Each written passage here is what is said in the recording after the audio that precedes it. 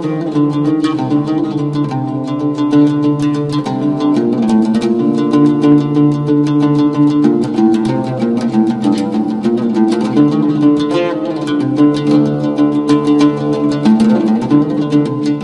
the most common question I receive through the Ancient Hebrew Research Center is, how do you pronounce the Hebrew name Yod-Heh-Vav-Heh or Yod-Heh-Wah-Heh?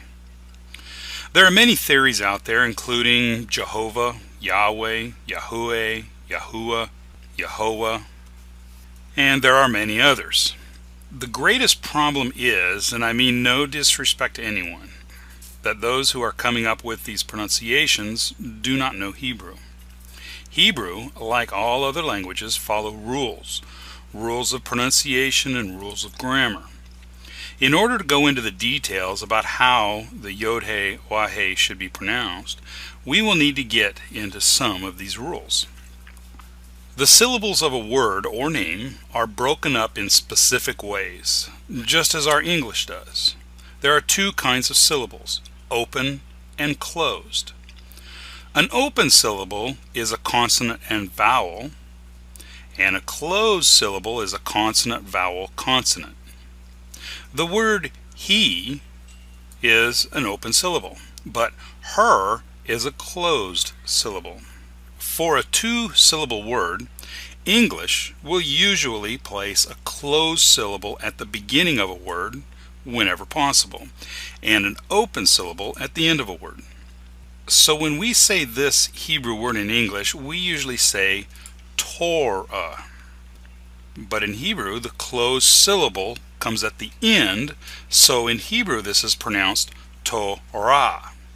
A Hebrew word with 3 letters, and keep in mind that most vowels are not written in Hebrew but are simply implied, will usually be broken up as consonant vowel and consonant vowel consonant, where the V will oftentimes represent an implied vowel. An example of this is this Hebrew word, which is pronounced halach, meaning walk. A Hebrew word with 4 letters will usually be broken up in 2 ways. The first is consonant vowel consonant and consonant vowel consonant. An example of this is this word, which is midbar, meaning desert. The second way is consonant vowel, consonant vowel, consonant vowel consonant. An example of this would be this word, which is bederech, bederech, meaning in the road. The Hebrew letters Yud and Wah, or Vav, if you follow the modern pronunciation of this letter, may act as a vowel or a consonant, much like our letter Y, which could be a consonant like in the word yellow, or a vowel like in the word fly. Depending on where the Yud or the Wah is located in relation to the syllables will determine if it is going to be used as a vowel or a consonant. If the Yud or Wah is at the beginning of a syllable, it will take the consonant sound, but if it's in the middle or end of a syllable, it will be a vowel. Here are some examples. Mot is the word for death. Notice that the Wah is in the middle of the consonant, so it's a vowel. Torah, meaning teachings, or sometimes translated as law, has the Wah at the end of a syllable, so it is a vowel. Mitzvot, meaning commandment, here the Wah is at the beginning of a syllable, so it is a consonant. Din is the word for judge. The Yod is in the middle of the syllable, so it is a vowel. Yawan, this is the Hebrew word for the land of Greece. Both the Yud and the Wah are consonants because they are both at the beginning of a syllable. Yado, this means his hand. The Yod is a consonant because it is at the beginning of a syllable, and the Wah is a vowel because it is at the end of a syllable. At this point, it will be helpful to address a very common misconception when it comes to the name Yod-Heh-Wah-Heh in relation to the name Yehuda, which is Judah. Many have noticed that the Hebrew letters in the Yod-Heh-Wah-Heh are identical to the name Yehuda, with the exception of the letter Dalet, the D. Notice how the name Yehuda follows the rules of pronunciation. The Wah is at the end of a syllable, so it is a vowel, and the word ends with a closed syllable. But when you remove the D, everything changes. Now we have 3 open syllables and no closed syllables. To correct this, the Wah must be shifted from being at the end of the middle syllable to being at the beginning of the last syllable. And since the Wah is now at the beginning of a syllable, it must take the consonantal sound W. Now we have a consonant without a vowel in the middle, so the H must shift to the end of the first syllable. Now I'm not saying that Yehovah is the pronunciation, because there is still more to understanding how Hebrew names work. I am simply pointing out how the name cannot be Yehuah. All Hebrew names are Hebrew words. For instance, the name Adam is also a Hebrew word meaning man. The name Noah means comfort, and the name Hawa, or Eve, means living. These examples are Hebrew names that are also Hebrew nouns, but some names may be a verb. The name Yaakov is Yaakov. Note here that the Yod is at the beginning of a syllable and is a consonant, and the Wah is in the middle of a syllable and is therefore a vowel. This is a verb meaning he grabs the heel. Some names can be a multiple of verbs and or nouns. The name Yishmael, or Ishmael, is the verb yishma. The Yi at the beginning of a verb means he, and the verb shema means hears, so this means he hears. The El at the end of the name is a noun meaning mighty one, or God. Putting the verb and the noun together, we have God hears. Now that we have learned a little bit about the rules of pronunciation and grammar, let's put it all together and see how it all applies to the name Yod-Heh-Wah-Heh. The name Yod-Heh-Wah-Heh can be broken down in 2 ways according to the rules that we looked at earlier.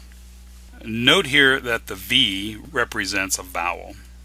In both cases, the Yod and the Wah are at the beginning of the syllables. Therefore, they will take consonantal sounds and not vowel sounds. The next thing that must be determined is what noun or verb is the name Yod-Heh-Wah-Heh.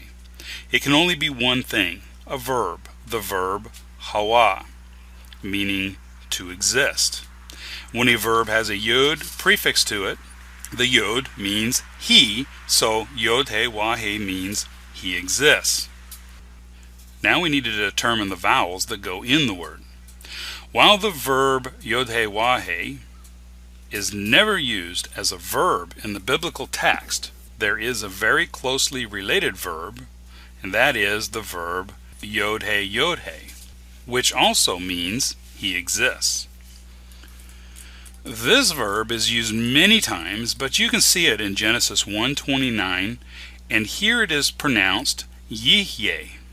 If we take those vowels and place them in the Yod-Heh-Wah-Heh, we have Yihweh. While the positions of the vowels are pretty much defined by the rules of pronunciation, there are exceptions to which vowels are used. Therefore, it is entirely possible that the name Yod-Heh-Wah-Heh may have different vowels.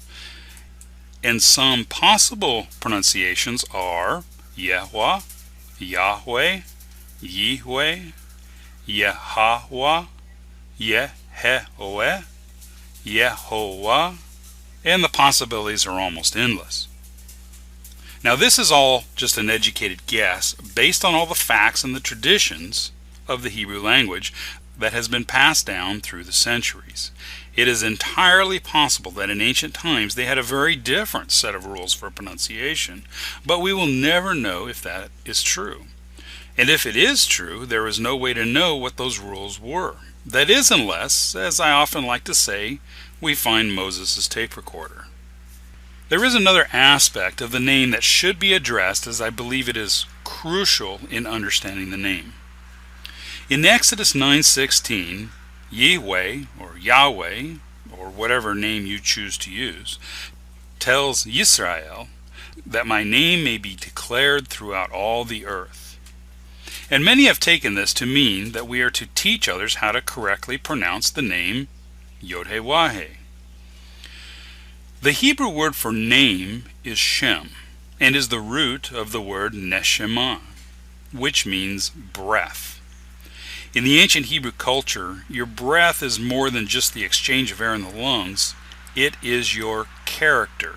It is what makes you, you.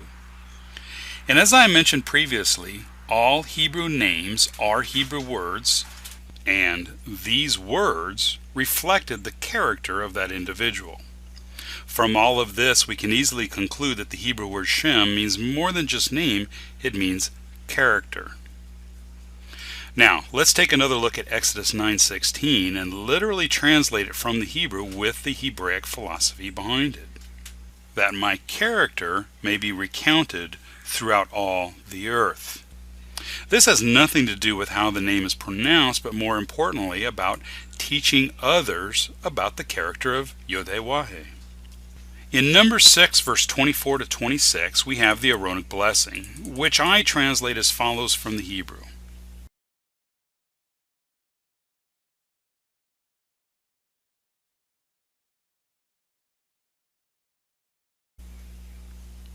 This blessing is the character of Yehováh. And what is most profound is that in the next verse, verse 27, we read, "And they shall place my name upon the sons of Israel, and I will respect them." Now read that again, but this time replace the word name with the word character, and you'll see that this passage will make a whole lot more sense. When we are teaching Yahweh to others, are we placing the importance on the pronunciation of that name, or are we teaching them the character of Yehováh? The character of Yehováh can be summed up with the word unity. When someone insists on a particular pronunciation, even to the point of making it a salvation issue, is that person creating unity or chaos?